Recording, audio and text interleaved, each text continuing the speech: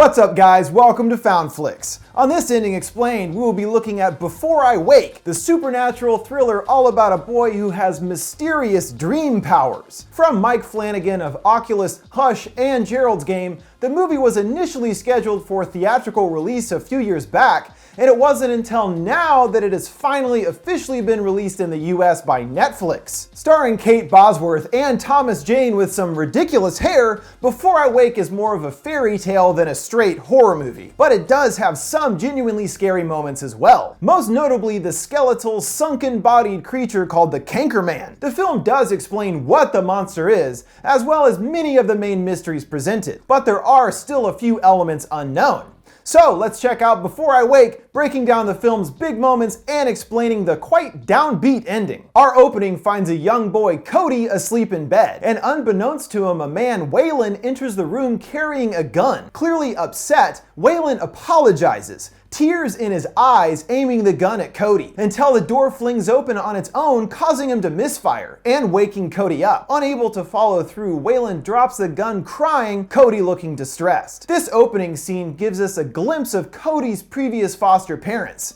and something has caused everything to devolve to the point of Waylon wanting to kill his foster son, which we will understand more about later. From here we move on to meeting the couple that will become Cody's new foster parents, Jesse and Mark. They lost their son Sean in an accidental drowning, and the two never really recovered. They deal with their grief in different ways, with Jesse attending meetings with others that lost their children, while Mark seems to have retreated into himself. And it's possible that Mark did have something to do with the accident, even if inadvertently, or there's at least some kind of guilt thing going on between the two of them over what happened. So in a way, adopting Cody is a somewhat selfish attempt to replace their son and hopefully bring their family back together. And from what we learned about Cody, he's had a tough go of things. His mother died when he was very young and has struggled to find a family he belongs with. But hopefully things will be better with his new family, and Jesse and Mark get the house ready for his arrival, installing safety bars in the bathtub where Sean drowned and removing several family pictures that include him, in their first steps to try to move on from the past. Of course, the past will be rearing its head soon, whether they're ready for it or not. The next day, Cody arrives and the two warmly welcome him into their home. From what we see, Cody is a well-mannered sweet boy with no malice to him whatsoever. But after being tucked into bed, he immediately retrieves a box, pulling out a book on butterflies and drinking a large soda, in an obvious attempt to stay awake. And after Jesse finds his box, confronts him about it, learning that Cody is in fact afraid to go to sleep. She assures him there's nothing to be scared of, but he insists there is, specifically the Canker Man, who appears in his dreams and eats people, including having eaten his own mother, and tells Cody that it is with him always. But that's just a dream, right? Though they quickly see there is much more to Cody than they could have imagined, when butterflies suddenly appear in the living room, one landing right on Jesse's finger. Since Cody loves butterflies, that is what he is dreaming about, and his special ability causes his dreams to become manifested into reality. But we see it isn't just friendly butterflies that occupy his dreams when a black bug takes its place on Jesse's hand, biting her. Uh-oh, it looks like Cody's dreams have a more sinister side as well, because just like his dreams, his nightmares become reality too. And that's what the Canker Man is. Cody's nightmare, who first briefly appears behind Jesse in this part that actually gave me the chilly willies. Ugh! And Cody isn't done dreaming, as later, after being unable to sleep, Jesse sees a child emerge from the shadows. Sean! She follows him to the fateful bathroom, but nothing is there, and checks on Cody, finding him fast asleep. Just like the butterflies, Cody has also manifested the family's deceased son, as he saw a picture of him, even though they didn't mention him to Cody yet. So he's kind of dealing with these confused childlike emotions over who he thinks Sean is, thusly why he dreams of him as well. At our next group session, Jesse tells the others about seeing her son, and we learn more about what leads to Cody's specific dreams. Any dreams we have are conversations with ourselves. Every character is just you, but different sides of you. So when trying to bury uncomfortable emotions, sometimes the only outlet we have is our subconscious, which applies directly to what Cody dreams about. And it's through his dreams he's trying to process all the specific specific emotions that he's mentally dealing with. After finding Cody staring at a picture of Sean and the family, they openly discuss who he is and what happened to him. And after understanding him more, Cody dreams of the boy once again, this time appearing to both Jesse and Mark, who are able to touch him and caress his face, appearing to be completely real, though their tearful reunion is short-lived when Cody wakes up and their son vanishes. He is apologetic to them for dreaming about their son, not wanting them to be upset. But Jesse and Mark feel the opposite, actually feeling some comfort in seeing Sean in any form. And so they try to get him to understand more about Sean for him to potentially dream about him again. Watching an old Christmas tape of Sean getting a train set, the North Pole Express, the family remembering the happy times. But this is kind of weird actually. Hey, you want to watch this Christmas video of our dead son? Just seems kind of bizarre if you think about it. And again, a little selfish of Jesse and Mark to take advantage of his ability to try to see their son. That night he does dream of Sean. The Christmas scene from the tape recreated, with Sean unwrapping his gifts and loads of glowing butterflies throughout the room, showing us that Cody's dreaming abilities are becoming more pronounced and powerful. While the couple are living in the past, upstairs butterflies gather into a kind of formation, with two taking the place of ominous glowing eyes. It opens the door to Cody's room, wheezing as it gets closer, and screeches into his ear, "I am always with you," startling the boy awake. And this finally causes Jesse and Mark to consider what they are doing by using Cody as a kind of home movie projector. But Jesse still wants to see Sean no matter what, saying that it could help them heal. But Mark argues that it isn't really their son they are seeing. Cody, of course, is terrified to sleep after seeing the Canker Man and has been staying up for days. And outside school has an altercation with a bully, Terry, who breaks his butterfly jar, and Cody pushes him to the ground in return. In class, he's struggling to stay awake, and seeing that Terry is waiting for him, asks to stay behind while the other kids go to recess. But he falls asleep instantly, and Terry enters the room stalking towards him, and a butterfly appears, followed by shrieking, "The Canker Man has arrived!" And a classmate of Cody's enters the door, actually seeing the creature, then turns its attention on Terry, beginning to absorb him, and the girl shrieks, waking Cody up. But Terry is gone, taken by the Canker Man that terrorizes Cody's dreams. Continuing to refuse to sleep, he is unable to control his manifestations, and now they begin to occur even when he's awake, having what's known as a waking dream. He sees Terry appear to him, attempting to drag him under the bed, and downstairs Jesse sees Sean repeating, "This can't be happening, I'm awake." Cody screams out, and Sean and Terry both disappear as Jesse rushes upstairs, finding Cody on edge, still repeating the same phrase as Sean just was.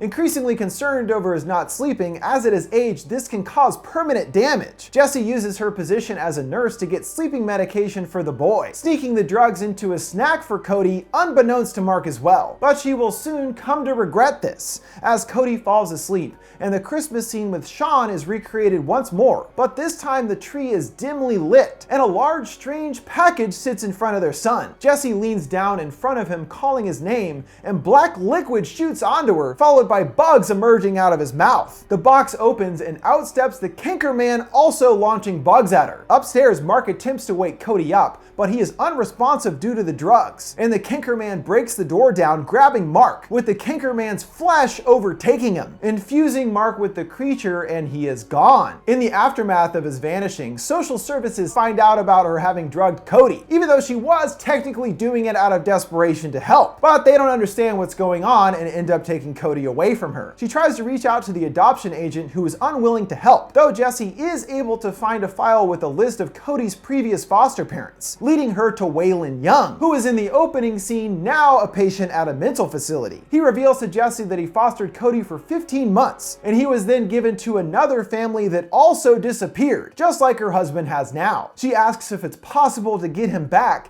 and Waylon admits he doesn't know, and if they exist at all at this point, it's somewhere in Cody's mind. He then tells his own experience fostering Cody, him and his wife initially impressed when discovering his ability, until Katie got sick, which seemed to upset Cody. And it was soon after that the Canker Man appeared, nabbing Katie in bed, taking her with it. And just like with Sean, after Katie was gone, Cody would manifest her while dreaming, letting Waylon see his wife once again. But he came to understand that it wasn't really his wife, as Cody didn't know her well enough to get the details right, infuriating irritating him enough to drive him to the scene from the opening, attempting to kill Cody with the gun. He actually believes that he failed here and should have gone through with it in order to prevent more people from being harmed, and tells Jesse that she needs to succeed where others like him have failed and kill Cody. But she's not interested in doing that, looking further into Cody's history to try to find out who his mother is, eventually finding her file in the hospital archives, and in a box discovers slippers, a butterfly toy, and a journal, all belonging to Cody's mother, Andrea. And all these items clue her into how to finally help Cody in the right way, and she tracks him down to where he is staying now. After being sedated by doctors, Cody is already dreaming when Jesse arrives, and the black bugs indicate that we are fully immersed in the nightmare part of his subconscious. Along the way, she comes across the adoption agent lady in a kind of cocoon attached to the wall. Earlier, when Mark and Cody were reading his Cycle of Butterflies book,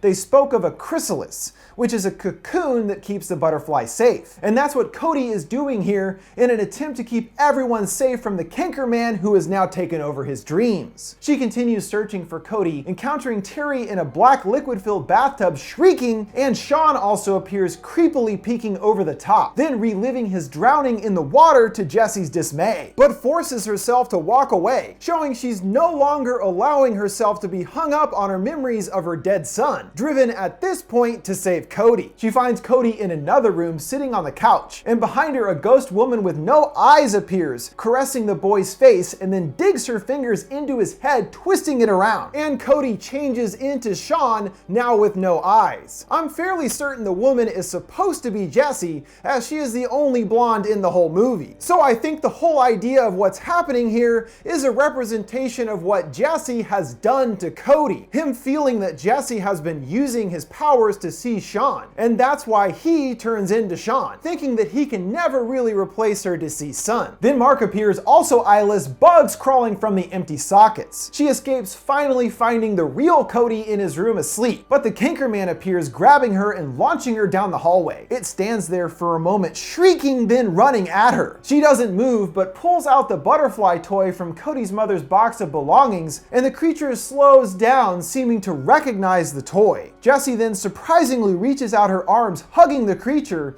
and it begins to morph, becoming smaller in size and finally turning into Cody himself, then disappearing, seeing Cody still asleep in bed. As was mentioned earlier, each character in our dreams is a part of ourselves, and the Canker Man was a part of Cody, which Jessie explains further to the boy after bringing him back home. She tells Cody what she learned about his mom, having read through her journal, and can tell that she did love him very much, and it was even as a baby that she first noticed that he was special. Later, seeing them at the beach and his mother giving him the same butterfly toy to little Cody, creating the subconscious importance of butterflies to him thereafter. She further recounts watching his gift grow as he got older, seeing a colorful blob that is nearly a butterfly. But it's what happened next that had the biggest impact on Cody and his dreams. His mom got sick with cancer. Jessie showing Cody the medical report, which he incorrectly pronounces as canker. It would be difficult for a child of his age to really understand what having cancer means, and sees his mother's appearance grow progressively more ill and gaunt. And right before she passed, Cody was brought in to see her for a final goodbye, her at death's door, and sickly and skeletal in appearance, and she weakly calls out to him that she will always be there with him. Both of these aspects mirroring what was seen with the Canker Man. It was this experience of losing his mother to cancer and his confused emotions over what exactly happened that led to him over time remembering that it was the Canker Man that ate his mother and not cancer. This is the monstrous representation of his misunderstood feelings. And with his special powers, he was able to actually manifest this creature into reality. So then the question is, if he created the Canker Man,